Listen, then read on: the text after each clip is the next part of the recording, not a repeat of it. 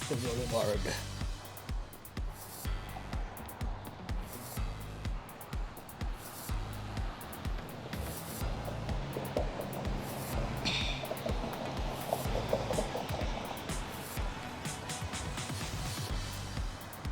Exercise.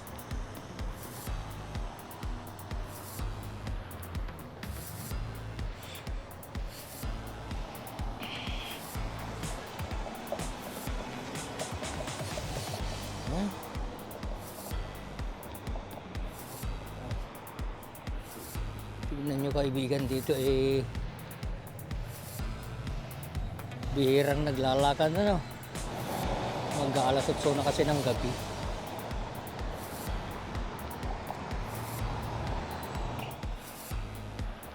Habang tayo naglalakad mga kaibigan, i-shout out ko pala yung mga kaibigan.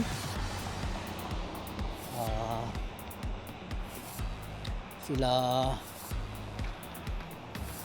Kuya Chris TV from Southern Leyte,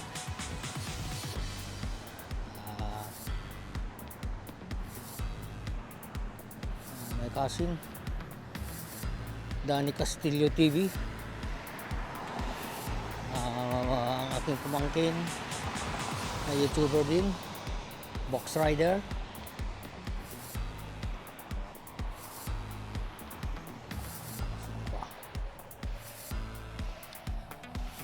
Maraming bagong kaibigan na nag-subscribe sa akin. Maraming salamat sa inyo. At sana po madagdagan ko ng marami si maliit pa ang bahay. Sinasabi ng mga kaibigan 151 subscriber pa lang po. Sana po i-share yung mga kunting video ko magkaroon din ako ng maraming subscriber.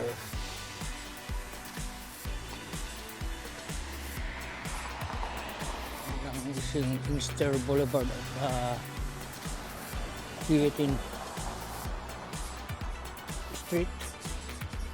And guys, malapit lang sa amin ang mga gasolinahan. Ito Petro Canada, tsaka kabila naman makikita natin mamaya.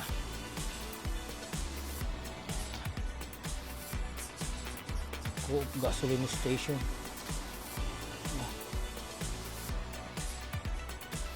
Ito ang presyo ang gasolina namin ngayon guys. $1.39.90. Mahal.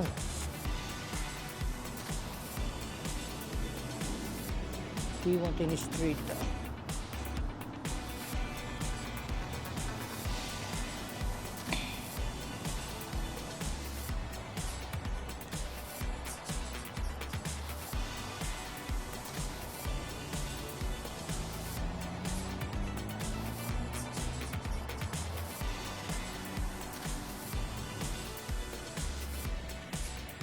Petro Canada Gasoline Station.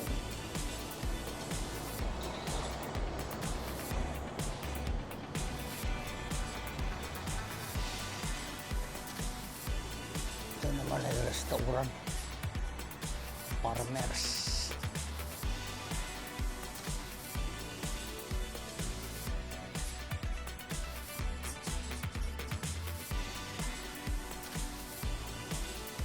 Real taste of East Indian. Ano to? Indian. Ang pagkain ng Indian.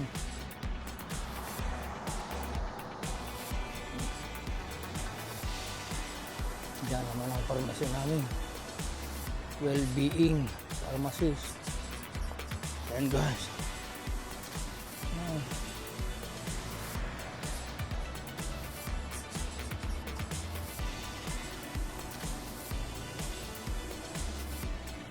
malapit lang ang ano namin dito. Itong Dairy Queen. auto pa, kung mag-rehistro ka ng license ng sasakyan mo. Dito rin yung Western Union, Subway, at saka kung gusto mo na magpagupit, dito lang. Nandito lahat naman ng pangangailangan.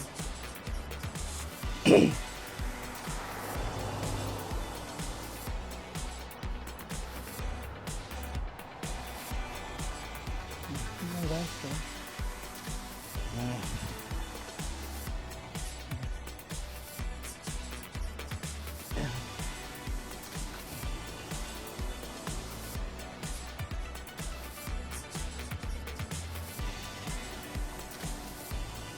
na yung bus station. Dito ako nag-part-time noon. Ang problema lang mga kaibigan, pagdating ng winter na po, napakalamig.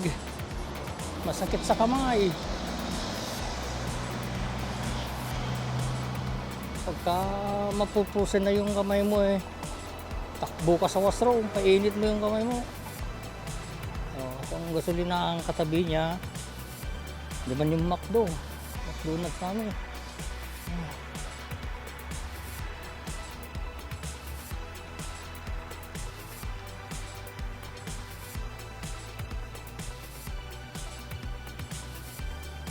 Itong subway namin ay 24 hours to. Open ng 24 hours.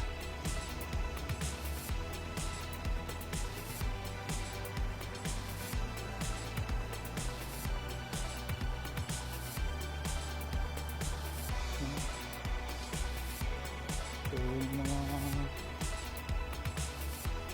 Filipino store mga kaibigan.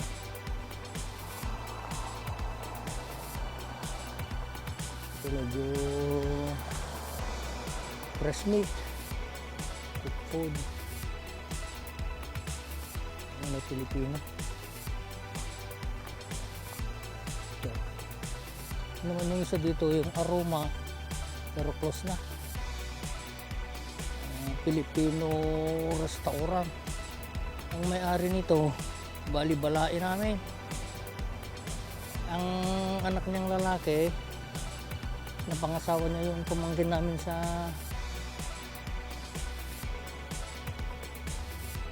side ni Mrs. Pero kahit yung mga peras niya, ito ang ganap pa rin namin. From Pagod Food. Ayan guys.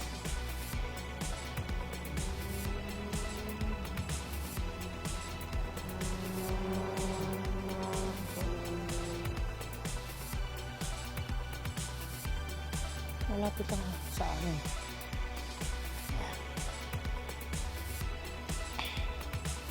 Dito na tayo sa Kinder Avenue. Malamig na mga kaibigan. Tignan itong dahon namin. Puro dilaw na. Malapit nang magsilaglagan lahat yan. Baka by 3 days, wala na yan. Yung katulad dito kaibigan, wala na. Wala nang dahon. Magsilaglagan na.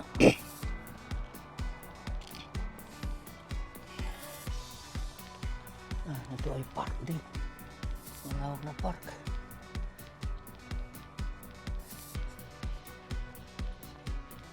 Dito naglalaro yung mga anak namin nung maliliit pa sila. Year 2007. Matagal na rin kaibigan. Kaya mag-18 years na.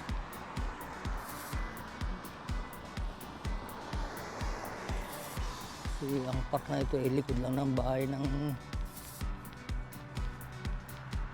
hipag ko, ang ata ni Mrs. Sila Ate Edna.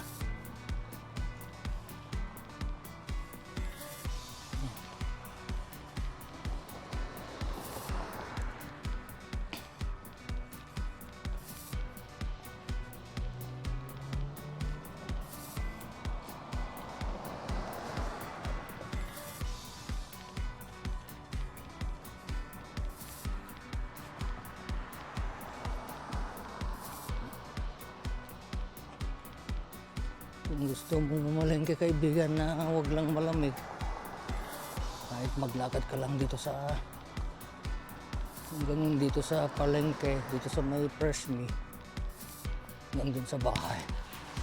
Lapit lang. Kaya lang kung minsan ay pag marami ka naman bitbit, eh, dali mo pa rin yung sakyan.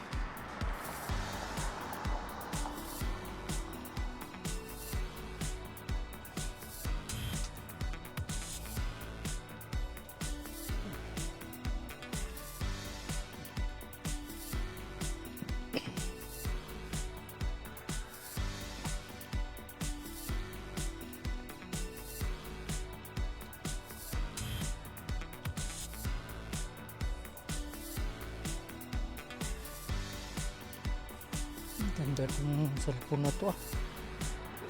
Madilim na nga dito eh. Kaliwanag pa sa kalsada.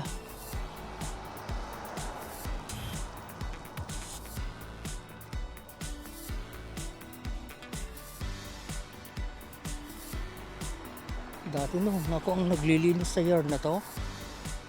Ito, ako ang nagmumuwer dito noon. Kaya lang yung may-ari nasa pag-amutan na. Nag-isa kasi siya noon eh. May edad na rin. Ewan ko po kung nasa na siya ngayon.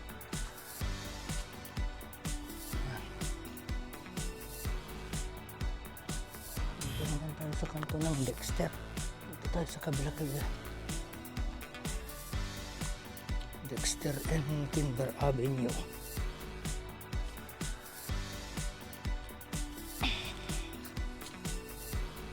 Sunod na vlog ko eh. Wala na natirang dahon. Ayan, yung may ilaw na yan. Ako ang nag-maintenance dyan. Gabi na nag-maintenance pa. Tignan ko yung mata yung kaibigan ko na Japanese. Hi, how are you, mother? You remember me? Winston? How are you? I miss you, mommy. I miss you. I miss you. I miss you. This is my mother. Yeah, I'm your auntie. Not only mother, my auntie, my sister. Yeah, everything. Where have you been? I've been No, looking for no. you. The problem is sometimes I'm always busy. I'm already a grandson. You have a grandson? Yeah. You're a grandpa. Yeah, I'm already Congratulations. grandpa. Thank you, madam. Yeah. Matanda na guys, yung kaibigan ko nga punesa na yan. Ate Edna. Her name is Edna. May edad na rin siya. Balak niya raw mag-move na sa Calgary. Kasi nandun yung mga kamag-anak niya. Maganda ang trabaho niyan dito. Nagtatrabaho sa Winnipeg Sun dati. Winnipeg Sun. Yung katulad ng Jario. Diyan siya nagtatrabaho.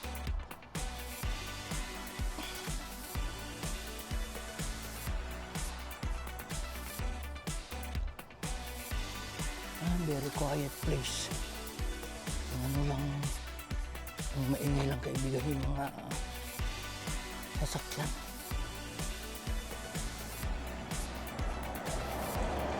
Yeah, dumadaan ang bus namin dito. Bus 77.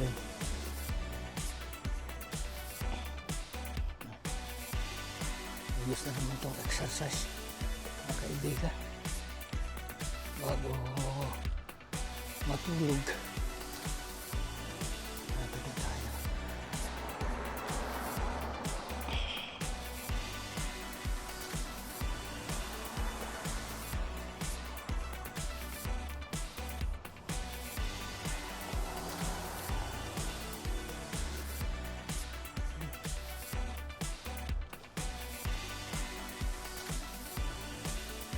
Dito ang pinantahan namin ng 197. Kami nakabili ng bahay. Thanks for watching.